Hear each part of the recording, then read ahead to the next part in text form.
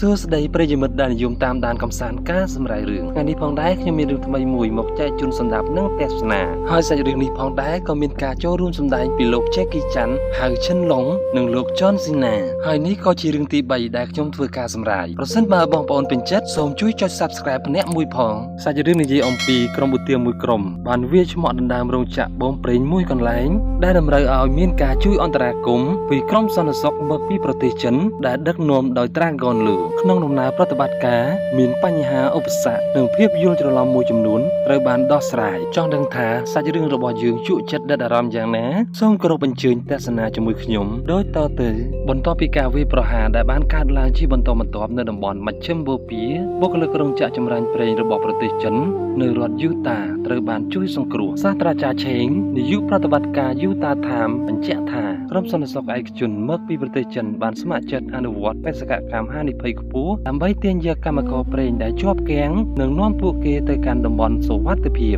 ហើយនេះគឺជា Commander Dragon Lu គាត់កំពុងមើលបំណែករូបថតដែលត្រូវបានហែកដោយទឹកមុខស្រពោស្រពួនទុកកង្វល់ពេញទ្រូងហើយគាត់បានចុះជួបសំណេះសំណាលជាមួយសាស្ត្រាចារ្យឆេងក្នុងជំនួបពិភាក្សានោះសាស្ត្រាចារ្យឆេងនិយាយថាសូមអរគុណសម្រាប់ការមកជួយសង្គ្រោះយើងពេលនេះយើងមានសុវត្ថិភាពប៉ុន្តែប្រសិនបើពួកគេវាយប្រហារម្ដងទៀតយើងមិនអាចទប់ទល់បានទៀតនោះទេ Dragon Lu តបយើងមកទីនេះដើម្បីនាំអ្នកទាំងអស់គ្នាចាកចេញដោយសុវត្ថិភាពតែយើងត្រូវរៀបចំផែនការឲ្យបានម៉ត់ចត់មុនពេលព្រលឹមមកដល់ហើយអ្នកជំនះមានចំនួន498នាក់រួមទាំងកុមារស្ថានភាពនេះមិនមែនត្រឹមជាបេសកកម្មយោធាទេប៉ុន្តែវាជាការសង្គ្រោះជីវិតមនុស្សជាច្រើនដែលគ្មានអាវុធក្នុងដៃកាត់មកភូមិតូចឯនេះវិញគ្រីកំពុងលេងវាយកូនគោលពេលនោះ Henry ប្អូនប្រុសរបស់គាត់បានយកលុយមួយកាបូបមកឲ្យគាត់ក្រោយបញ្ចប់បេសកកម្មមួយព្រោះពួកគេគឺជាទាហានស៊ីឈ្នួលហើយ Henry និយាយថាតើអ្នកនឹងរាប់លុយនេះទេគ្រីនិយាយអំពីការរាប់លុយនិងការសង្ស័យតិចតួចប៉ុន្តែបរិយាកាសត្រូវបានបំផ្លាញទៅជាការលេងសើចអំពីឈ្មោះហៅក្រៅសម្រាប់ពួកគេឈ្មោះហៅក្រៅមិនមែនត្រឹមតែជាពាក្យលេងសើចទេ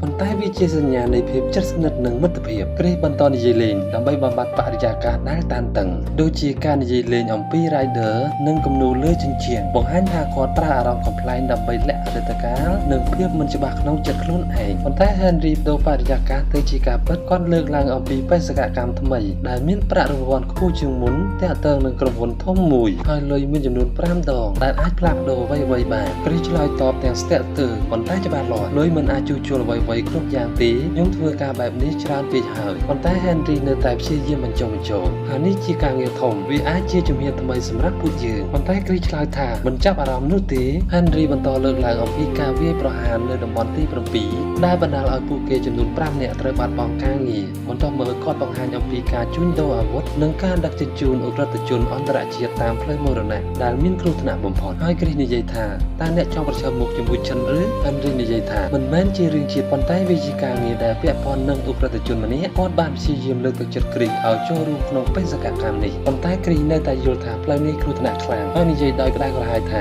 អ្នកល្ងងណាស់ដែលគិតដល់វាផ្លូវនោះមិនមែនសម្រាប់លេងនោះទេហើយគាត់ក៏បានបើកឡានចេញទៅហើយពេលនេះគ្រីកំពុងលេងបាល់ជាមួយក្មេងម្នាក់ត្រង់ពេលនោះ Owen ក៏បើកឡានមកដល់តែគាត់មកទីនេះដើម្បីជួសជុលស្នប់ទឹកដែលខូចពេល Owen កំពុងជួសជុលស្នប់ទឹកគ្រីបានដើរមកនិយាយថាវានឹងធ្វើឲ្យអ្នកខាតពេលព្រោះស្នប់នេះជ្រេះអស់ទៅហើយ Owen បង្ហាញការខឹងចំពោះក្រុមហ៊ុនខណៈដែលគ្រីលើកឡើងអំពីការខ្វះទឹកជាក់ស្ដែងដែលប៉ះពាល់ដល់មនុស្សទាំងអស់គាត់បញ្យល់ថាទោះមានធុងឬធ្យូងក៏ដោយការផ្គត់ផ្គង់គឺមិនគ្រប់គ្រាន់ព្រោះទំនប់បានកាត់ផ្ដាច់ប្រភពទឹក Owen ផ្ដល់យោបល់ឲ្យទៅពិគ្រោះជាមួយទីស្នាក់ការកណ្ដាលប៉ុន្តែគាត់ក៏ស្គាល់ថាប្រព័ន្ធក្រុមហ៊ុនធំៗមិនងាយស្រួលដោះស្រាយបញ្ហារបស់មនុស្សនៅមូលដ្ឋាននេះឡើយគ្រីសួរដល់ស្ទាក់ស្ទើរថាតើត្រូវសោកប៉ាន់ប៉ុន្មានដើម្បីទទួលបានទឹក Owen ឆ្លើយដោយត្រង់ថានៅតំបន់សង្គ្រាមបែបនេះមានរឿងមួយដែលថ្លៃជាងប្រេងនោះគឺទឹកហើយគាត់បានសុំទោសអ្នកនៅទីនោះដែលគាត់មិនអាចធ្វើវាបានហើយគាត់បន្តថាខ្ញុំនឹងប្រមូលផ្ដុំក្រុមមួយប្រសិនបើអ្នកទាំងអស់គ្នាអាចរកលុយបានគ្រីសតបថាមិនអីទេអ្នកអាចធ្វើអ្វីដែលអ្នកអាចធ្វើបានប្រជាជននៅទីនេះនឹងស្លាប់ប្រសិនបើគ្មានទឹកប្រើប្រាស់នោះទេងាកមើល Dragon Lu ឯនេះវិ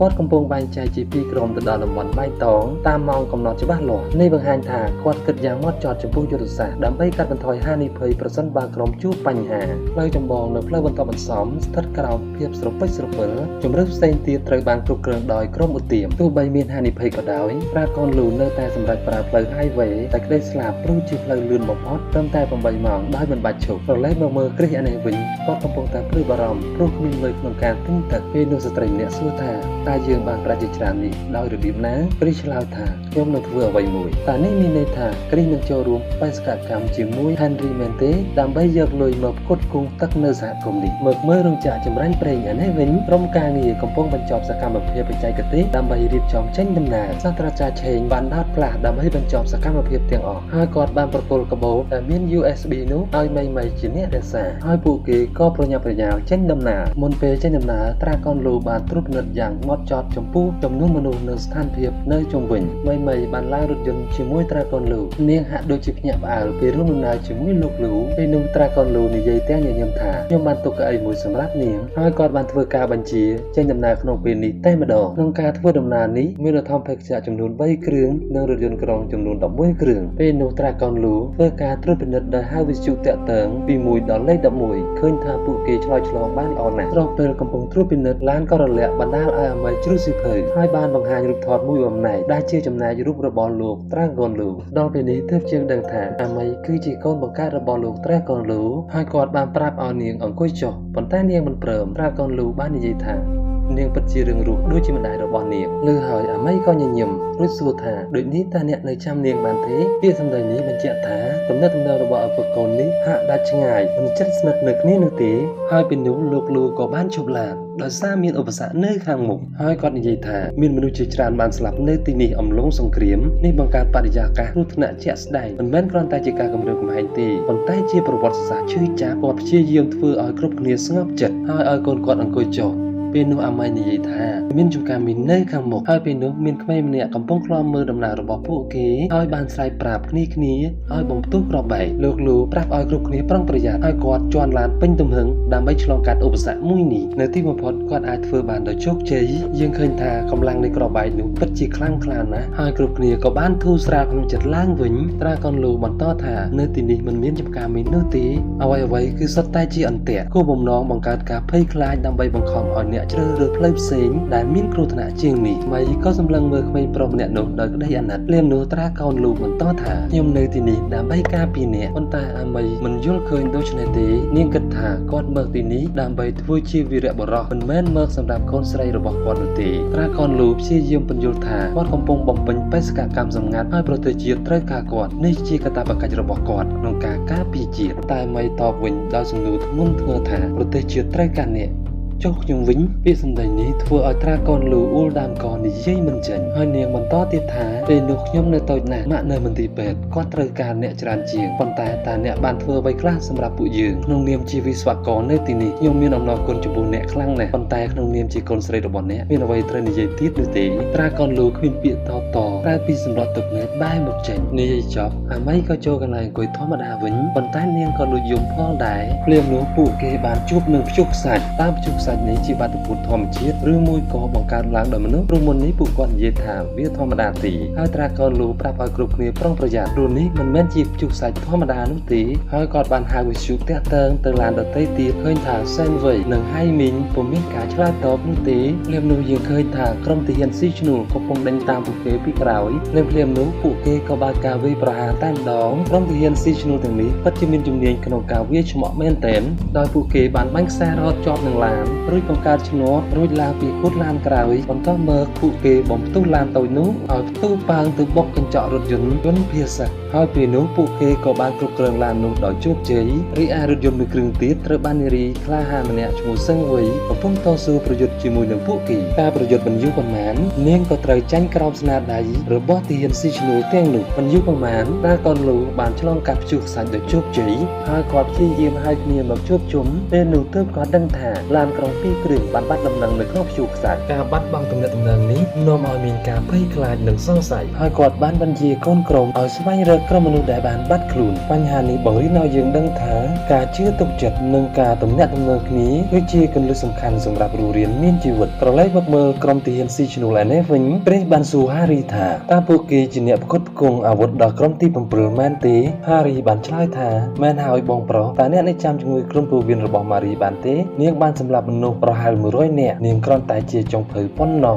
ចំណែកត្រាកនលូឯនេះវិញគាត់កំពុងហៅឧត្តមភេកជ្ជៈដើម្បីជីតបាតនៅវាលខ្សាច់នេះហើយគាត់ក៏ត្រូវការជំនួយពីកូនស្រីរបស់គាត់ដើម្បីស្វែងរកឡានក្រុងដែលបានបាត់ខ្លួននោះដែរហើយមិនយូរប៉ុន្មានត្រាកនលូក៏បានប្រទះឃើញព្យុះខ្សាច់នេះត្រូវបានបង្កើតឡើងដោយក្រុមមនុស្សដែលពួកគេប្រើម៉ាស៊ីនយន្តហោះដើម្បីបង្កើតព្យុះខ្សាច់សិប្បនិមិត្តបន្ទាប់មកគាត់ក៏បានរកឃើញឡានក្រុងមួយគ្រឿងសវ័យបានរាយការណ៍ថាពួកគេត្រូវបានវាយឆ្មក់ដោយទាហានស៊ីឈ្នួលត្រាកនលូបន្តថាឲ្យនាងរងចាំនៅទីនេះមិនយូរប៉ុន្មានហើយមីងនឹងមកជួយហើយគាត់ក៏ប្រញាប់បន្តដំណើរទៅមុខទៀតនៅលើឡាននេះវិញគ្រីប្រាប់ថាមិនអាចទុកចិត្តហារីបាននោះទេតែហារីឆ្លើយថាអ្នកពិតជាមនុស្សភ័យស្លន់ស្លោមែនហើយភ្លាមនោះ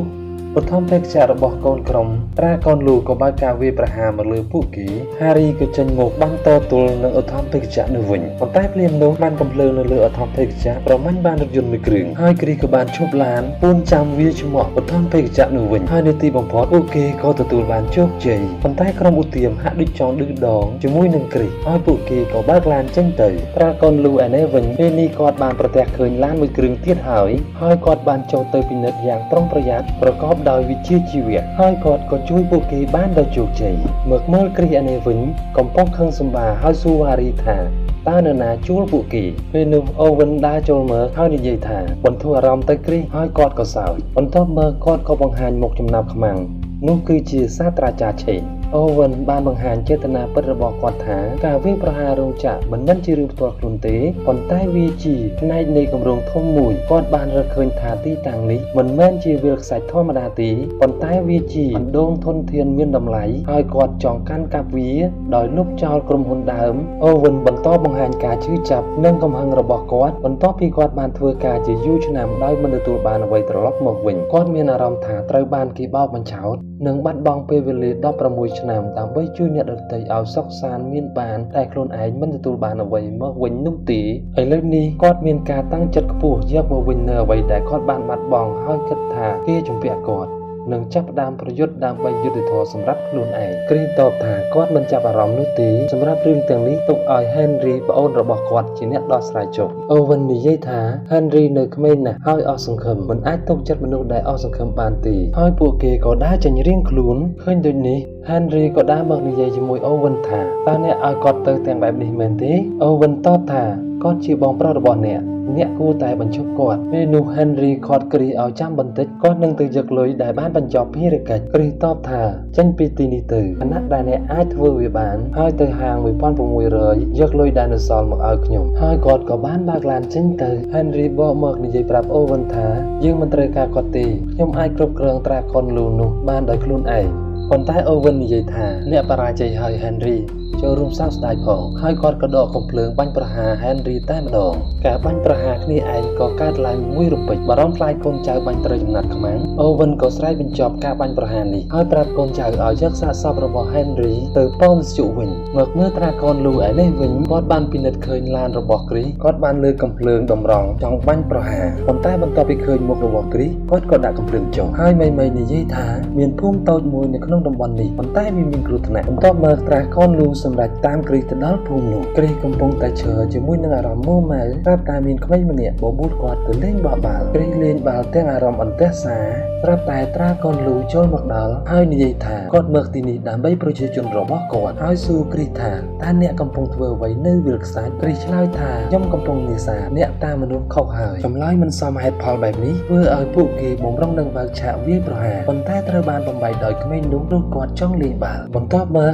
ត្រាកូនលូក៏ដើរចេញពីទីនោះបន្ទាប់ពីបញ្ចប់ការលេង basketball គ្រីក៏បានបើកឡានទៅយកលុយពី Henry នៅកន្លែងណាត់ជួបទាំងគាត់មិនដឹងទេថា Henry ត្រូវបាន Owen សម្លាប់បាត់ទៅហើយបន្ទាប់ពីឃើញប្អូនប្រុសបានស្លាប់យ៉ាងនេះគាត់ពិតជាមានការរន្ធត់ចិត្តខ្លាំងណាស់ហើយបន្ទាប់មកត្រាកូនលូក៏តាមគាត់មកដល់ទីនេះផងដែរហើយពេលនោះគ្រីក៏បានលើកវាយប្រហារត្រាកូនលូតែម្ដងពួកគេក៏បើកឆាកប្រយុទ្ធយ៉ាងស្វិតស្វាញបីដៃរបស់អ្នកទាំងពីរគឺប្រហាក់ប្រហែលគ្នាបន្ទាប់ពីការប្រយុទ្ធមួយ សន្ទុះព្រះក៏មានឱកាសសង្កត់ត្រាកូនលូជាប់ហើយសួរថាហេតុអ្វីបានជាអ្នកនៅតែតាមខ្ញុំត្រាកូនលូតបថាហេតុអ្វីបានជាអ្នកនៅក្នុងវិលខ្សាច់តើអ្នកជាអ្នកសម្លាប់ប្រជាជនរបស់ខ្ញុំមែនទេគ្រីបដិសេធហើយនិយាយថាក្រុមឧទាមគឺជាអ្នកសម្លាប់ហើយប្អូនប្រុសរបស់គាត់ក៏ត្រូវបានពួកគេសម្លាប់ដែរត្រាកូនលូមិនជឿជាក់លើចម្លើយនេះហើយក៏បន្តប្រយុទ្ធគ្នាបន្ថែមទៀតការប្រយុទ្ធដ៏ក្តៅកគុកមិនយូរប៉ុន្មានធ្វើឲ្យពួកគេហត់ទាំងសងខាងបន្ទាប់មកពួកគេក៏ប្រកែកគ្នាដោយមិនទទួលស្ដាប់ហេតុផលរៀងខ្លួនភ្លាមនោះសមាជិករបស់ក្រុមឧទាមបានចូលមកហើយសួរថាតើមានអ្វីកើតឡើងនៅទីនេះព្រះក៏សួរបកទៅវិញថា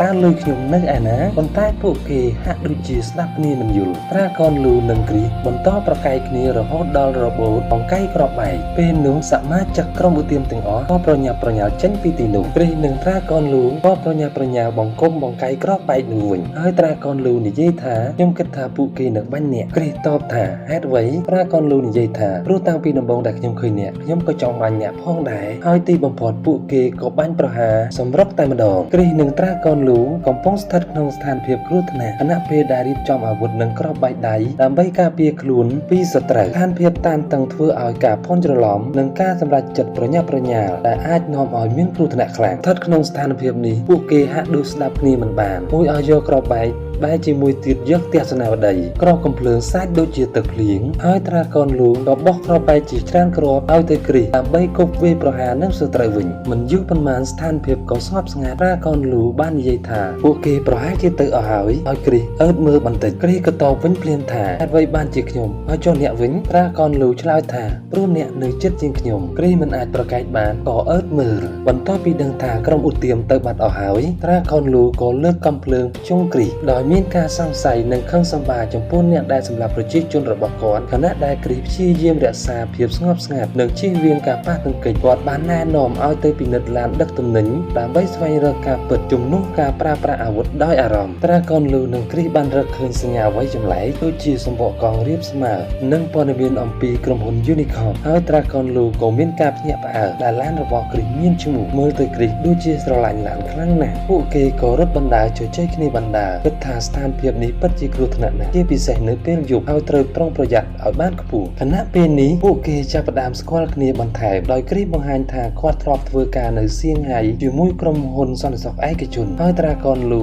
ក៏ជួយកែសម្រួលភាសាចិនដល់គាត់ផងដែរប្រឡេកមកមើលរោងចក្រចម្រាញ់ប្រេងឯនេះវិញប្រព័ន្ធការពាររបស់រោងចក្របាននោះទេដោយសាររោងចក្រនេះដំណើរការដោយដុងកូននិងលេខកូដសម្ងាត់អូវិនក៏បង្ខំឲ្យសាស្ត្រាចារ្យឆេងជួយដោះស្រាយក្នុងរឿងនេះប៉ុន្តែត្រូវបានសាស្ត្រាចារ្យឆេងបដិសេធដោយចោទថាគាត់ជាចោរហើយអូវិននិយាយថាគាត់ធ្វើបែបនេះគឺដើម្បីយកអ្វីដែលរោងចក្រចម្រាញ់ប្រេងនេះជំពាក់គាត់ប៉ុណ្ណោះទោះហេតុផលយ៉ាងណាក៏សាស្ត្រាចារ្យឆេងមិនព្រមជួយដែរធ្វើឲ្យអូវិនខឹងហើយបាញ់សម្លាប់ចំណាប់ខ្មាំងដើម្បីគំរាមប៉ុន្តែសាស្ត្រាចារ្យឆេងនៅតែបដិសេធអូវិនក៏បាញ់ចំណាប់ខ្មាំងម្នាក់ទៀតទីបំផុតអូវិនក៏យកកូនប្រុសរបស់សាស្ត្រាចារ្យឆេងមកគំរាមវិញម្ដងធ្វើឲ្យសាស្ត្រាចារ្យឆេងភ័យស្លន់ស្លោរួចនិយាយថាឧបករណ៍ដុងកូននិងលេខកូដសម្ងាត់នៅក្នុងកាបូបរបស់គាត់ដែលបានផ្ញើនឹងបីមីកូនស្រីរបស់ត្រាកូនលូលើដូចនេះអូវិនពិតជាសប្បាយចិត្តខ្លាំងណាស់រួចបញ្ជាកូនចៅឲ្យទៅយកកាបូបនោះត្រាកូនលូនិងគ្រីសបានត្រឡប់មកដល់មណ្ឌលកុមារកំព្រាវិញហើយពួកគេក៏បង្កើតឈុតកម្សាន្តសម្រាប់ក្មេងៗនិងបង្កើតបរិយាកាសសប្បាយដោយច្រៀងបទ Old Madonna និងលេងកំប្លែងអំពីសត្វផ្សេងៗដើម្បីធ្វើឲ្យក្មេងៗមានអារម្មណ៍ធូរស្រាលសំឡេងសើចសប្បាយរបស់ក្មេងៗ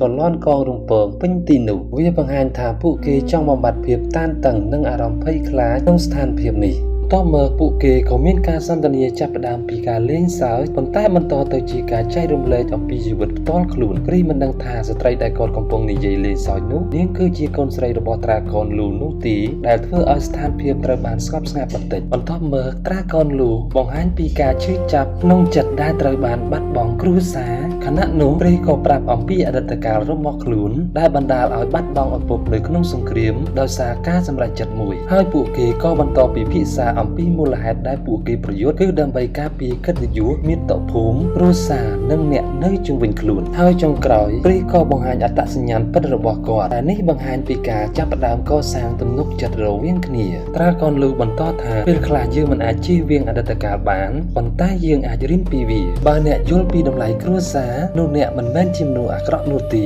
គ្រីសក៏តបថាខ្ញុំក៏ធ្លាប់មានអារម្មណ៍សោកស្ដាយនៅទង្វើដែលខ្ញុំបានធ្វើកន្លងប៉ុន្តែឥឡូវនេះខ្ញុំចង់ធ្វើវាដើម្បីការពារអ្នកដទៃយើងប្រហែលមកពីប្រភពខុសគ្នាប៉ុន្តែគោលបំណងរបស់យើងគឺដូចគ្នាគ្រប់ពាក្យសម្ដីក៏ត្រូវបានមីស្ដាប់ឮលៀមនោះសម្លេងឆ្កែព្រោះក៏លាន់កងរំពងធ្វើឲ្យពួកគេដឹងថាមានក្រុមមនុស្សកំពុងព្យាយាមលួចចូលទីនេះគ្រីសក៏ប្រញាប់ឲ្យមីនាំក្មេងៗទៅលាក់ខ្លួនគ្រីសបានប្រាប់ឲ្យត្រាកនលូវាលុកនៅខាងក្រោមហើយគាត់ឡើងទៅខាងលើគ្រីសបានលើបឆ្មក់បានទាហានម្នាក់រួចបន្តដំណើរទៅមុខទៀតត្រាកនលូអានេះវិញកំពុងធ្វើសកម្មភាពយ៉ាងស្ងប់ស្ងាត់និងស្ទាត់ជំនាញហើយក៏លើបឆ្មក់បានទាហានម្នាក់ផងដែរបន្ទាប់មកក៏មានទាហានម្នាក់លើកកំភ្លើងភ្ជុំឃើញដូចនេះគ្រីសក៏លើកពីខាងលើមកដើម្បីជួយត្រាកនលូបណ្ដាលឲ្យពួកគេធ្លាក់ទៅក្រោមទាំងអស់គ្នាហើយត្រាកនលូនិយាយថាគាត់មិនអីទេចុះអ្នកវិញគ្រីសឆ្លើយទាំងចុកថាគាត់មិនអីទេបន្ទាប់មកត្រាកនលូនិយាយថាយើងមិនអាចនិយាយគ្នាបានទៀតទេយើងត្រូវប្រើសញ្ញាដៃជំនួសវិញហើយគ្រីសលើកបេដៃយល់ព្រមបន្ទាប់មកត្រាកនលូធ្វើសញ្ញាឲ្យទៅមុខប៉ុន្តែគ្រីសទៅមុនសញ្ញាទៀតផ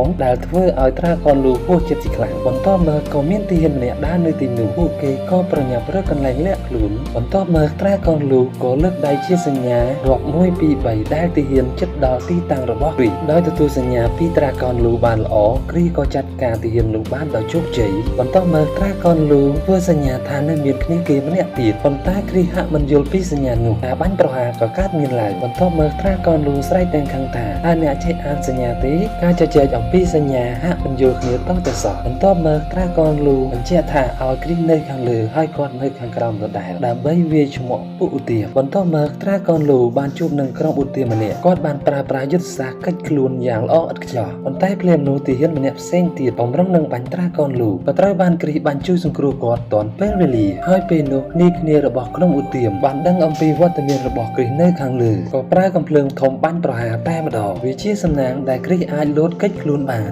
បន្ទាប់មកអាគារប៉ោមក៏ដួលមករកគាត់ប៉ុន្តែគាត់អាចកិច្ចខ្លួនបានម្ដងទៀតបន្ទាប់ពីរួចផុតពីគ្រោះថ្នាក់គ្រីសក៏ប្រញាប់ទៅជួបមីដើម្បីយកទូរស័ព្ទហើយស្រែកប្រាប់ក្រុមឧទាមថាអ្នកកំពុងស្វែងរករបស់នេះមែនទេហើយពេលនោះក្រុមឧទាមក៏បង្ហាញខ្លួនចេញមកទាំងអស់ប៉ុន្តែប្រជាពលរដ្ឋក៏ចេញមកឡោមព័ទ្ធពួកគេជិតផងដែរពេលនោះក្រុមឧទាមក៏ទាញគ្រាប់បែកមកហើយនិយាយថាពួកគេមកទីនេះដើម្បីយកកាបូបរបស់សាស្ត្រាចារ្យឆេងដោយមិនចង់មានបញ្ហាបន្តគ្រីសក៏ប្រញាប់មកយកកាបូបដើម្បីប្រគល់ឲ្យពួកគេពេលទទួលបានកាបូបនោះហើយក្រុមឧទាមក៏នាំគ្នាចាកចេញអស់ទៅលុះព្រឹកឡើងគ្រីសសួរថាតើកាបូបនោះមានអ្វីដែលសំខាន់មីតបថាកាបូបនោះមានសោ USB និងពាក្យសម្ងាត់ដើម្បីបើកលំហូរពីរោងចក្រចម្រាញ់ប្រេងគ្រីសសួរថាតើមានប្រេងប៉ុន្មានមីឆ្លើយថាវាមានរាប់លានបារ៉ែលបន្ទាប់មកពួកគេបន្តជំនុំពិភាក្សាអំពីផែនការដ៏ធំដែលក្រុមឧទាមលួចប្រេងក្នុងបរិមាណយ៉ាងច្រើនតាមរយៈបណ្ដាញបំពង់ក្រោមដីនិងធុងផ្ទុកធំ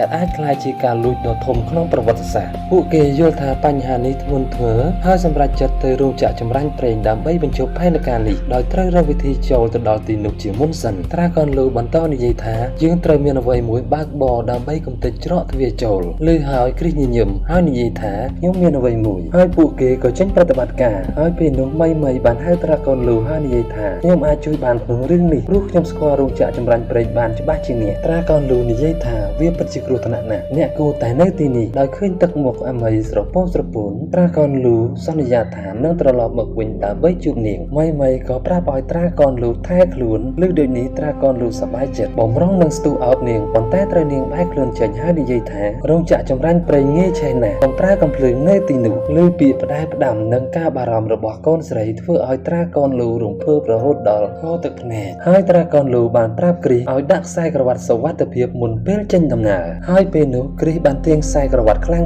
ប៉ុន្តែមិនអាចទាញវាបានត្រាកនលូក៏ប្រាប់ថាឲ្យធ្វើវាយឺតហើយគ្រីសក៏អាចធ្វើបានត្រាកនលូបន្តថាមែនហើយឃើញទេវាងាយស្រួលណាស់ធ្វើឲ្យគ្រីសមានអារម្មណ៍ហួសចិត្តហើយខ្មាស់ត្រាកនលូហើយពួកគេក៏ចេញដំណើរទៅរោងចក្រចម្រាញ់ប្រេងដែលមានប្រ ប្រជាជនជាច្រើនអមសងខាងផ្លូវជួនដំណើរពួកគេពេលនោះមីក៏សម្លឹងឃើញឡានមួយតើនាងមានបំណងយ៉ាងណារោងចក្រចម្រាញ់ប្រេងអានេះវិញអូវិនបានបោះកាបូបឲ្យសាស្ត្រាចារ្យឆេងដើម្បីបើកដំណើរការឥឡូវនេះហើយសាស្ត្រាចារ្យឆេងក៏បើកដំណើរការបានដោយជោគជ័យក្នុងពេលភ្លាមហើយពេលនេះក្រុមឧទាមនិងបកពួកនាំគ្នាបូមប្រេងចេញពីរោងចក្រយើងឃើញថាកប៉ាល់ដែលផ្ទុកប្រេងនោះមានទំហំមហិមាមិនដឹងថាអាចផ្ទុកប្រេងបានប្រមាណ100លានលីត្រនោះទេវាត្រូវដំណើរការ24ម៉ោងដើម្បីបំពេញប្រេងនៅក្នុងកប៉ាល់និងឡានទាំងអស់នៅទីនេះស្របពេលគ្នានេះដែរត្រាកនលូនិងគ្រីបានបើកឡានមកដល់ច្រកទ្វារចូលរោងចក្រដែលបង្កឲ្យមានភាពភ្ញាក់ផ្អើលដល់ឆ្មាំយាមទ្វារកំភ្លើងធម្មតាបាញ់មិនត្រូវឡាននោះក្រុមឧទាមម្នាក់បានលើកបេដើម្បីបាញ់កំទេចឡាននេះប៉ុន្តែត្រូវបានពួកគេគេចផុតដដែល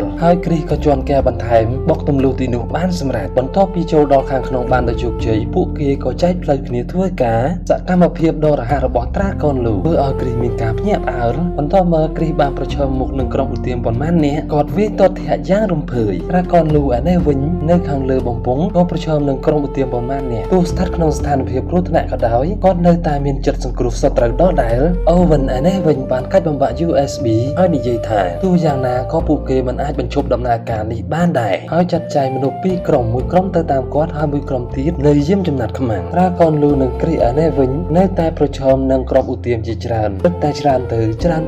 ៅអំឡុងពេលប្រយុទ្ធត្រាកនលូវិញនឹងធ្លាក់ពីលើតែត្រូវបានគ្រីយកទីផ្ទប់គាត់ជាប់ហើយសណ្ដោងផ្លាតទីត្រាកនលូទៅកន្លែងផ្សេងទៀតឃើញថាគ្រីមានកម្លាំងខ្លាំងមហិមាភ្លាមនោះអូវិនបានចេញមកស្វាគមន៍ត្រាកនលូដោយនិយាយថាវាជារឿងគួរឲ្យអាណិតដែលអ្នកត្រូវធ្វើរឿងនេះតែម្នាក់ឯងប៉ុន្តែត្រាកនលូតបថាគាត់មិនមែនធ្វើវាតែម្នាក់ឯងនោះទេបន្ទាប់មកគាត់បន្តសកម្មភាពប្រយុទ្ធដោយក្តីអង់អាចដដែលបន្ទាប់មកគ្រីនិយាយថានៅប្រហែល 4-5 នាក់ទៀតពឹងលើត្រាកនលូហើយចំណែកគាត់សម្រុកចូលទៅខាងក្នុងបន្ទាប់មកគាត់បញ្ឆោតអ្នកយាមងាយស្រួលក្នុងការវាយប្រហារដោយឃើញពីសកម្មភាពនេះបានកំភ្លើងនៅខាងក្នុងក៏ព្យាយាមបាញ់គាត់ប៉ុន្តែមិនត្រូវបន្ទាប់មកត្រាកនលូបានមកដល់ទីនេះរួចផ្ដល់សញ្ញាថានឹងបញ្ឆោតខ្វាន់កំភ្លើងនៅខាងក្នុងហើយគ្រីជាអ្នកវាយប្រហារហើយពួកគេក៏ធ្វើវាបានដោយជោគជ័យដោយគ្រីបានចាប់ក្របួនខ្វាន់កំភ្លើងហើយត្រាកនលូទៅជួយសាស្ត្រាចារ្យឆេងបន្ទាប់មកពួកគេទាំងពីររួមសហការគ្នាដើម្បីប្រយុទ្ធនឹងខ្វាន់កំភ្លើងនោះយើងឃើញថាបុរសម្នាក់នេះក៏ខ្លាំងមិនធម្មតាដែរធ្វើឲ្យពួកគេទាំងពីរនាក់ពិបាកក្នុងការយកឈ្នះខ្លាំងមែនទែន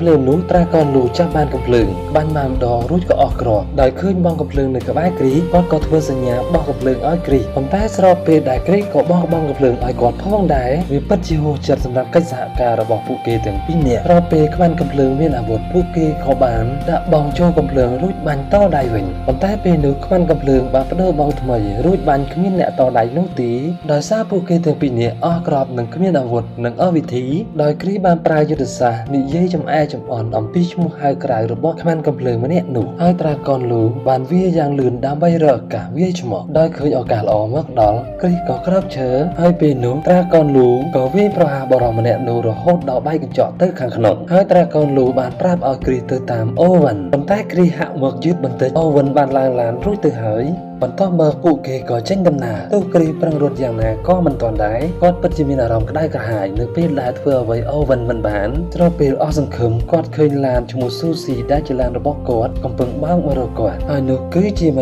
មកដល់ភ្លាមនាងបានសួររកឪពុករបស់នាងតើគាត់នៅទីណាប៉ុន្តែគ្រីបែរជាសួរថាហេតុអ្វីបានជាបើកឡានរបស់គាត់ត្រង់នេះបង្ហាញថាគ្រីស្រឡាញ់ឡានរបស់គាត់ខ្លាំងណាស់រួចក៏ចេញដំណើរប៉ុន្តែមីមិនប្រយ័ត្នបានបើកប៉ះឡានរបស់គាត់ហើយនាងបានប្រញាប់សុំទោសប៉ុន្តែគ្រីនិយាយថាបើកដូរទៅនិយាយមកដូចតឹងទ្រូងណាស់អញ្ចឹងពេលកំពុងបើកបរមីសួរថាហេតុអ្វីបានជាមានកំភ្លើងនៅក្រោមកៅអីគ្រីតបថាកំភ្លើងអាមេរិកមាននៅគ្រប់ទីកន្លែងងាកមកមើលត្រាកនលូឯនេះវិញពួកគេវាយគ្នាមិនទាន់ដឹងចាញ់ឈ្នះនៅឡើយនោះទេដោយឃើញសាស្ត្រាចារ្យឆេងមិនទាន់ទៅណាបានកំភ្លើងម្នាក់នោះក៏ដេញតាមគាត់ពេលនេះត្រាកនលូក៏ខំប្រឹងទាំងប្រដាប់ប្រដួសដើម្បីរារាំងដំណើររបស់បុរសម្នាក់នោះប៉ុន្តែត្រូវបានខ្វាន់កំភ្លើងនោះធាក់ទម្លាក់គាត់ពីលើមកដល់ក្រោមហើយគាត់បានប្រើទៅយោពន្លត់អគ្គិភ័យដើម្បីបាញ់ទៅលើខ្វាន់កំភ្លើងនោះឃើញថាវាទទួលបានផលពិតគាត់ក៏ប្រឹងរាតាមបាញ់រហូតធ្វើឲ្យសម្ដកក្បាលទៅយោផ្ទុះចេញគ្រីឯនេះវិញក៏តាមប្រភេទប្រកិតនឹងអូវិនផងដែរហើយភ្លាមនោះអូវិនបានប្រើកំភ្លើងយន្តដ៏ទំនើបបាញ់សម្ដៅទៅរកគ្រីហើយពេលនោះគ្រីក៏បានយកកំភ្លើងនៅលើក្បាលឡានដើម្បីបាញ់តវិញប៉ុន្តែការបាញ់ប្រហាររបស់ពួកគេទៅវិញទៅមកហាក់មិនបានបង្ករបួសស្នាមដល់ភាគីខាងណាម្នាក់នោះឡើយនេះឯត្រាកនលូនៅតែមិនទាន់អាចយកឈ្នះខ្វាន់កំភ្លើងនោះទេ ហើយពួកគេក៏បានលេចបាត់ក្នុងពពុះនៃសារធាតុពន្លត់អគ្គិភ័យអូវិនឯនេះវិញបានស្រែកថាអស់គ្រាប់ហើយគាត់ក៏បត់ឡានចេញពីក្រុមឡានដឹកប្រេងគ្រីក៏ប្រាប់ឲ្យមីបត់តាមអូវិនតែកូនលូឯនេះវិញនៅតែបន្តប្រយុទ្ធក្នុងពពុះសទាំងពិបាកមើលយ៉ាងខ្លាំងប៉ុន្តែជាសំណាងល្អគាត់ក៏មានឱកាសយកឈ្នះបុរសនោះហើយតែកូនលូក៏ប្រញាប់ប្រញាល់ជំរះពពុះសនៅលើខ្លួនគ្រីឯនេះវិញបានដេញអូវិនមកដល់ចំណោទខ្ពស់មួយហើយគាត់និយាយថាយើងមិនអាចធ្វើវាបានទេប៉ុន្តែត្រូវបានមីបដិសេធហើយនាងនិយាយថាគឺនាងអាចធ្វើវាបានហើយពេលនោះអូវិនបានបើកឡានចូលជួលឡានដឹកប្រេងវិញប៉ុន្តែឡានរបស់គ្រីហាក់ខ្ទេចទាំងស្រុងមីក៏ប្រញាប់និយាយថាសុំទោសស៊ូស៊ីពេលនោះគ្រីនិយាយថាសុំទោសតើអ្នកជាអ្វីគឺស្រែកទាំងឈឺចាប់ស្របពេលនោះត្រាកូនលូក៏បើកឡានធំមកដល់ហើយពួកគេក៏ប្រញាប់ប្រញាល់ចេញដំណើរត្រាកូនលូនៅតែក្រានរំលឹកគ្រីឲ្យដាក់ខ្សែក្រវ៉ាត់ប៉ុន្តែគ្រីនៅតែធ្វើវាមិនបានល្អដល់ដែលគ្រីបង្ខំទាញរហូតដាច់ខ្សែក្រវ៉ាត់ហើយពួកគេក៏បន្តដំណើរទៅមុខទៀតបន្ទាប់មកពួកគេបានជួបប្រសពនៅឡានដឹកប្រេងគ្រីបានប្រាប់ឲ្យបន្ថែមល្បឿនតែត្រាកូនលូបញ្ជាក់ថានេះលឿនណាស់ទៅហើយគ្រីតបថាមិនមែនទេប្រសិនបើយើងប្រើយន្តហោះប្រតិកម្មវានឹងលឿនជាងនេះបន្ទាប់មកគាត់បើកប៊ូតុងនៅក្នុងឡានធ្វើឲ្យឡាននោះចេញបំពង់ដែលមានភ្លើងបង្កើនល្បឿនលឿនមហិមាដូចជាយន្តហោះឃើញឡានលឿនយ៉ាងនេះអូវិនក៏វាយឯកោមឲ្យក្រុមឡានរបស់ខ្លួនឈប់ជាបន្ទាន់ប៉ុន្តែវាហាក់យឺតពេលទៅហើយភ្លាមនោះឡានរបស់ត្រាកូនលូបានបុកពេញទំហឹងជាមួយនឹងឡានដឹកប្រេងបណ្ដាលឲ្យផ្ទុះហើយឡានដឹកប្រេងហោះបុកគ្នាជាបន្តបន្ទាប់នេះគឺជាសោកនាដកម្មដ៏ធំដែលបំផ្លាញផែនការរបស់អូវិនបន្ទាប់មកឡានដឹកប្រេងមួយគ្រឿងបានធ្លាក់សង្កត់ឡានរបស់អូវិនធ្វើឲ្យឡានរបស់គាត់ក្រឡាប់ជាច្រើនជុំពេលនោះគ្រីងើបទាំងត្រដាបត្រដួសហើយក៏ក្រឡេកឃើញអូវិនដែលកំពុងទាញសាកសពទៅក្នុងឡានរបស់គាត់ចេញពីឡានហើយនិយាយមកកាន់គ្រីថាតើអ្នកចង់បានប្រាក់ច្រើនជាងមុនទេគ្រីតបថាអ្នកបានសម្លាប់ប្អូនប្រុសរបស់ខ្ញុំហើយអូវិនក៏បើកឡានចេញទៅរកពេលត្រាកូនលូក៏ស្រែកហៅគ្រីឡើងលើឡានប៉ុន្តែគ្រីប្រាប់ថាប្រញាប់ដេញតាមទៅឃើញសកម្មភាពឡានមិនអាចទៅមុខតែទៅក្រោមគ្រីបានស្រែកបញ្ឈប់ដោយឃើញឡានកំពុងលិចប្រេងពួកគេទាំងពីរនាក់នាំគ្នាទប់ហើយមីបានចុចកុងតាក់ទម្លាក់ជើងទម្រើឡានហើយពួកគេបានបើកម៉ាស៊ីនយន្តហោះទីបំផុតឡានអាចចេញពីទីនោះបានសម្រេចឡាននឹងលឿនពេកបណ្ដាលឲ្យគ្រីប៊ីធ្លាក់ពីលើឡានហើយបានបុករុញឡានរបស់អូវិនពេញទំហឹងនិងបន្តបុកជាច្រើនតង់ជាមួយនឹងបង្គោលគ្រោះថ្នាក់គ្រីក៏ខំប្រឹងស្រែកទាំងមិនអាចស្ដាប់គ្នាបានស្ថិតក្នុងស្ថានភាពគ្រោះថ្នាក់ត្រាកូនលូបានយកខ្សែកាបមកព័ទ្ធជាប់ចង្កេះកូនស្រីដោយមិនគិតពីអាយុជីវិតរបស់ខ្លួនឯងនេះហើយទឹកចិត្តរបស់ឪពុកហើយឡានរបស់ពួកគេបានធ្លាក់ចូលក្នុងជ្រោះត្រាកូនលូបានទាញកូនស្រីហើយលោតចេញពេលនោះគាត់ហៀបធ្លាក់ទៅក្រោមតែត្រូវបានកូនស្រីរបស់គាត់តោងដៃជាប់យើងឃើញថាជ្រោះនោះពិតជាជ្រៅខ្លាំងណាស់ប្រសិនបើធ្លាក់ទៅមិនដឹងជារកសាកសពនៅឯណាទេនៅពេលនេះយើងឃើញថាខ្សែកាបត្រូវបានភ្ជាប់ជាមួយនឹងឡានរបស់អូវិនធ្វើឲ្យអូវិនសប្បាយចិត្តជាខ្លាំងរួចក៏បញ្ចេញឡានដើម្បីអូសសម្លាប់ឪពុកកូនទាំងពីរប៉ុន្តែចៃដន្យអាក្រក់ឡាននោះមិនអាចអូសរួចបែរជាធ្លាក់ទៅខាងក្រោមវិញឃើញដូចនេះត្រាកូនលូក៏ប្រញាប់ប្រញាល់ត្រៃខ្សែជាប់នឹងចង្កេះកូនស្រីហើយអូវិនក៏ធ្លាក់ស្លាប់តែម្នាក់ឯងនៅក្នុងជ្រោះនោះទៅបន្ទាប់ពីមានសុវត្ថិភាពពួកគេទាំងពីរនាក់ក៏ខំសម្លឹងរកមើលគ្រីនិងស្រែកហៅគាត់ប៉ុន្តែមិនបានទទួលដំណឹងអ្វីនោះឡើយតើគាត់ស្លាប់ហើយមែនទេភ្លាមនោះមីបានឃើញសិភៅកំណត់ហេតុរបស់ខ្លួននៅនឹងត្រាកូនលូហើយសួរគាត់ថាតើបានសិភៅនេះដោយរបៀបណានៅពេលនាងបើកសិភៅក៏ឃើញរូបថតនោះត្រូវបានបិទជាប់យ៉ាងស្រស់ស្អាតហើយត្រាកូនលូនិយាយថាអ្នកទាំងពីរតែងតែនៅជាមួយខ្ញុំជានិច្ចពាក្យសម្ដីនេះធ្វើឲ្យមីរំភើបហើយហៅគាត់មួយម៉ាត់យ៉ាងខ្លីថាប៉ាដែលពាក្យនេះនាងមិនធ្លាប់និយាយពីមុនមកនោះទេហើយនាងបានបន្ថែមថានាងយល់អ្វីគ្រប់យ៉ាងហើយឥឡូវនេះធ្វើឲ្យត្រាកូនលូរំភើបរួចពួកគេក៏អោបគ្នាផ្ដល់ភាពកក់ក្ដៅនិងក្តីស្រឡាញ់លក្ខណៈឪពុកនិងកូនហើយពេលនោះគ្រីក៏បានតោងជើងត្រាកូនលូតាមពិតទៅគាត់មិនទាន់ស្លាប់នោះទេហើយពួកគេទាំងពីរនាក់ក៏ជួយទាញគាត់ឡើងហើយគ្រីនិយាយថាខ្ញុំនៅរស់នោះទេហើយគាត់បានសួរថាតើពួកយើងចេញពីទីនេះដោយរបៀបណាហើយរឿងរបស់យើងក៏ត្រូវបានបញ្ចប់ដោយពួកគេនាំគ្នាស្រែកឲ្យអ្នកក្រៅជួយសូមអរគុណបងប្អូនទាំងអស់ដែលចំណាយពេលវេលាដ៏មានតម្លៃទស្សនាវីដេអូនេះតាំងពីដើមរហូតដល់ចប់សូមជូនពរសំណាងល្អសុខភាពល្អឬទទួលទានមានបានជួបគ្នានៅវីដេអូក្រោយទៀត